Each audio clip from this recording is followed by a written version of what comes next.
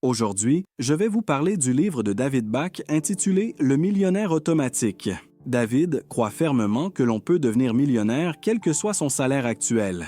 Il affirme qu'il n'est pas nécessaire d'avoir beaucoup d'argent pour devenir riche. La plupart des gens pensent que le secret pour devenir riche est de trouver de nouvelles façons d'augmenter ses revenus. Ce n'est pas vrai. Demandez à toute personne ayant obtenu une augmentation de salaire l'année dernière si son épargne a augmenté. Dans presque tous les cas, la réponse sera négative. Regardez-vous, vous gagnez probablement plus aujourd'hui qu'il y a 10 ans, mais êtes-vous plus riche aujourd'hui? Et en ce qui concerne votre patrimoine personnel, parvenez-vous à épargner davantage? Vous répondrez probablement par la négative, parce que plus nous gagnons, plus nous dépensons. Le montant de vos revenus n'a pratiquement aucune incidence sur le fait que vous deveniez riche ou non.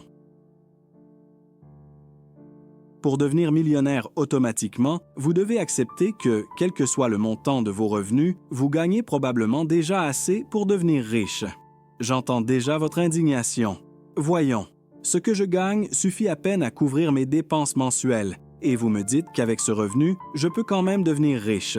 Tout d'abord, je ne suis pas l'auteur. Deuxièmement, oui, vous avez raison, vous pouvez devenir riche avec ce que vous gagnez en ce moment. Il suffit d'y croire non seulement avec son esprit, mais aussi avec son cœur. C'est alors que survient la révélation qui peut vraiment changer votre vie sur le plan financier. Vous vous demandez probablement quel est le secret. Eh bien, il réside dans le facteur LATA, le concept qui dit que si, au lieu de dépenser 5 $ par jour en café, vous investissez cette somme, vous deviendrez riche. Honnêtement, dès que j'ai lu cela, j'ai arrêté de lire le livre et je me suis dit « Oh, encore un gourou de la finance qui me conseille d'arrêter de boire du café ». J'avais l'intention de renvoyer le livre et de me faire rembourser, mais j'ai continué à lire juste pour m'amuser et voir quelles autres choses stupides l'auteur allait dire.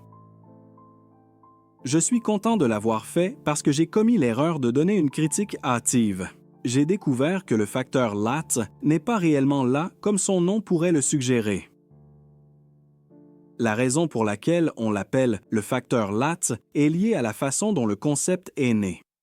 David raconte que lors d'un de ses séminaires, une femme s'est plainte que ce qu'il enseignait n'était pas applicable, car elle avait à peine assez d'argent pour finir le mois et ne pouvait même pas économiser 5 $ supplémentaires pour les investir plus tard. Après avoir analysé ses dépenses quotidiennes, David a découvert qu'elle dépensait environ 5 $ chaque matin pour le café et les muffins et 5 autres dollars pour des collations vers 11 heures. Chaque jour, elle dépense donc 10 $ à 11 heures, alors qu'elle n'est même pas encore à l'heure du déjeuner. David a demandé à la femme de deviner combien d'argent elle pourrait épargner pour sa retraite si elle commençait à investir la moitié de ses 10 $.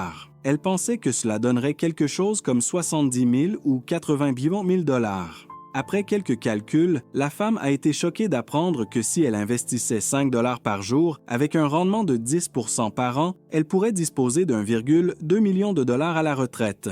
Le café et les scones quotidiens lui coûtent 1,2 million de dollars. Pour elle, il s'agissait là d'une puissante incitation à changer ses habitudes. C'est ainsi qu'est né le facteur LAT. Et même si c'était le cas, vous ne dépenseriez jamais autant qu'elle pour un café au lait. Si vous pensez cela, vous passez à côté de l'essentiel, tout comme je l'ai fait lorsque j'ai entendu parler pour la première fois du facteur café au lait. Ce que l'auteur nous dit, c'est que nous ne nous rendons pas compte de l'argent que nous dépensons pour de petites choses et que cela peut changer notre vie si nous changeons un peu nos habitudes. Votre facteur LAT n'est probablement pas le LAT, mais l'argent que vous dépensez pour l'eau en bouteille, les cigarettes, les boissons gazeuses, les bars chocolatés, la restauration rapide, les billets d'abonnement et autres choses du même genre. Quoi qu'il en soit, nous avons tous notre propre facteur LAT et nous dépensons tous trop d'argent pour des petites dépenses inutiles sans nous rendre compte de leur montant. Le facteur LAT varie d'une personne à l'autre. Pour vous, il peut s'agir des repas au restaurant ou des cigarettes, tandis que pour quelqu'un d'autre, il peut s'agir d'une résidence secondaire ou d'une deuxième voiture dont il n'a pas l'usage. Dans quelques minutes, je vous expliquerai comment trouver votre facteur LAT. Mais d'abord, regardons le tableau suivant et voyons à quoi pourrait ressembler un investissement de 5 $ par jour avec un rendement de 10 % dans 40 ans. Voici la somme d'argent que vous perdez si vous n'identifiez pas votre facteur LAT et ne vous en débarrassez pas. Si vous souhaitez déterminer votre facteur LAT, il vous suffit de suivre vos dépenses pendant une semaine. Si c'est trop long pour vous, faites de même pendant 2 jours, tout en gardant le même comportement. Notez tout, et je dis bien tout, même si quelque chose ne coûte que quelques centimes et que vous payez en espèces ou par carte de crédit. L'auteur recommande vivement de prendre des notes plutôt que de tout garder en tête, car les chiffres écrits sur papier donneront de bien meilleurs résultats. Cet exercice vous permettra de voir clairement à quoi vous dépensez votre argent. C'est là qu'intervient notre « oui, mais ». C'est là qu'intervient notre « oui, mais ». Le « oui, mais » est ce que les gens font toujours pour trouver une explication rationnelle à leur vie actuelle et non pour entreprendre de nouvelles actions. Comment savoir si vous êtes un adepte de la tactique du « oui, mais ». Vous en faites probablement partie si vous êtes en train de vous parler à vous-même en ce moment même et de vous dire ce qui suit. Oui, mais je ne dépense pas d'argent pour quoi que ce soit. Oui, mais avec l'inflation et tout le reste, 1 million de dollars ne vaudra plus grand-chose dans 30 ans.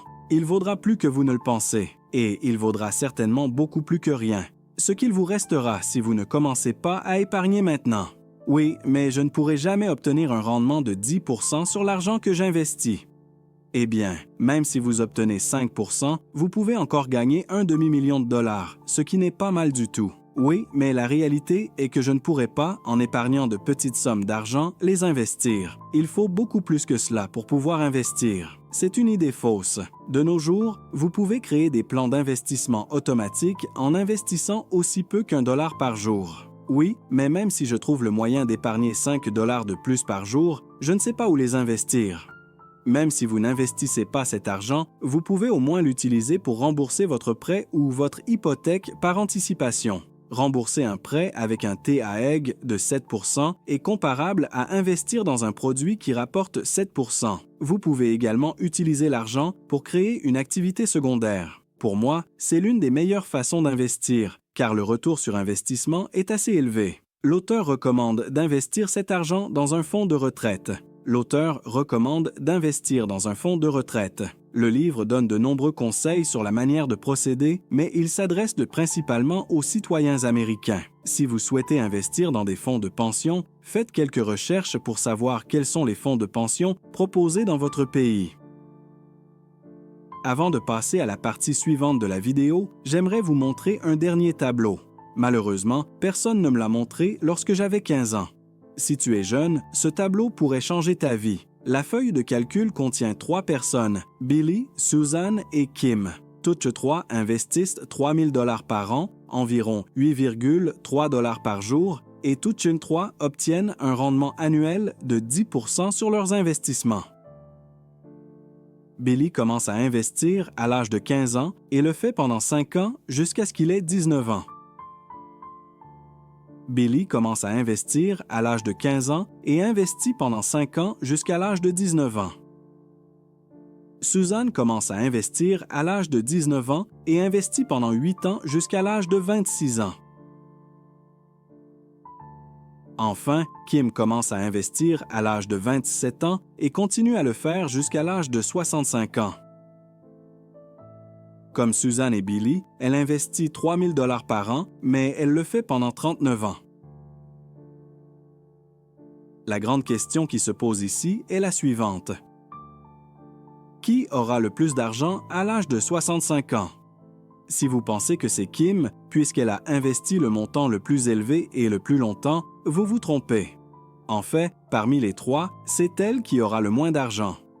Voici leurs chiffres. À 65 ans, Kim disposera d'environ 1,3 million de dollars.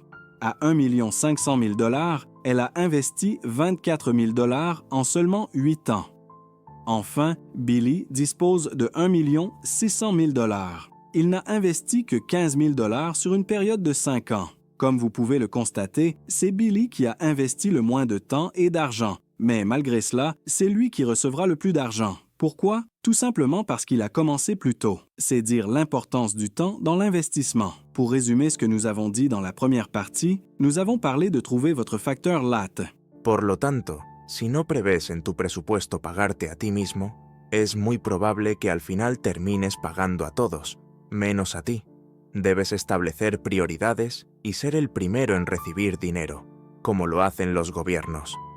El gobierno no siempre retiene una parte de tu salario antes de que tengas la oportunidad de verlo. Por ejemplo, antes de 1943, la gente recibía su dinero en el momento en que lo ganaba, y no se les pedía que pagaran el impuesto sobre la renta hasta la primavera siguiente. Sin embargo, desde el punto de vista del Estado, este sistema tenía un inconveniente. La gente simplemente no podía calcular su presupuesto lo suficientemente bien como para tener suficiente dinero ahorrado para pagar sus impuestos en la primavera siguiente, cuando llegaba la fecha de pago. Piensa en esto. Hay personas inteligentes en el gobierno. Hace muchos años, entendieron que la gente no era buena planificando su presupuesto. Por eso, el Estado creó un sistema que garantiza que ellos sean pagados primero. No solo organizaron los pagos de esta manera, sino que también automatizaron el proceso para evitar posibles problemas. El Estado encontró casi el medio perfecto para garantizar que siempre recibiría su dinero, sin peros ni sí. Ahora necesitas hacer lo mismo. Debes crear un sistema que garantice que tú serás pagado. Un sistema en el que primero te pagues a ti mismo. Aquí es donde llegamos al aspecto más importante, la automatización. Me alegra que el autor también hable de esto. No importa cuánto te pagues a ti mismo o dónde inviertas tu dinero, hazlo automáticamente. Es difícil sobreestimar la importancia de la automatización. Dos cosas esenciales que puedes aprender de este video. Primero, págate a ti mismo primero, y segundo, hazlo automáticamente. ¿No eres lo suficientemente disciplinado para hacerlo tú mismo cada mes? Simplemente acéptalo como un hecho. El autor afirma que, en sus 9 años de experiencia, ha visto a muchas personas intentar hacerlo manualmente, confiando en su disciplina. Bueno, todos, excepto uno, fracasaron. Para concluir, me gustaría decir unas palabras sobre el libro en sí. Contiene muchos consejos prácticos, pero algunos de ellos solo se aplican a los ciudadanos estadounidenses. Me gustó mucho el ejercicio sobre el factor late, así como los capítulos sobre pagarte a ti mismo primero y sobre la automatización. Una cosa que no me gusta, no solo en este libro, sino en muchos libros sobre finanzas personales, es que se presta demasiada atención a la jubilación y a la conversación sobre la maravillosa vida que te espera cuando finalmente te jubiles a los 65 años con $1 millón. Personalmente, me parece aburrido. Además, no sé si estaré lo suficientemente sano para disfrutar de ese dinero a los 65 años. Me gustaría ver más libros sobre finanzas que hablen sobre cómo hacerse rico siendo joven. No me malinterpretes. No digo que las inversiones a largo plazo para la jubilación sean malas o que no debas hacerlo. Personalmente, yo también lo hago, pero no me baso únicamente en eso. Es algo útil, especialmente porque no requiere mucho esfuerzo una vez que lo configuras y comienza a trabajar para ti. Personalmente, pongo un énfasis particular en hacerme rico siendo joven a través de mi propio negocio, pero entiendo que la mayoría de las personas que ven este video no lo necesitan, y eso es completamente normal. Muchas gracias por ver.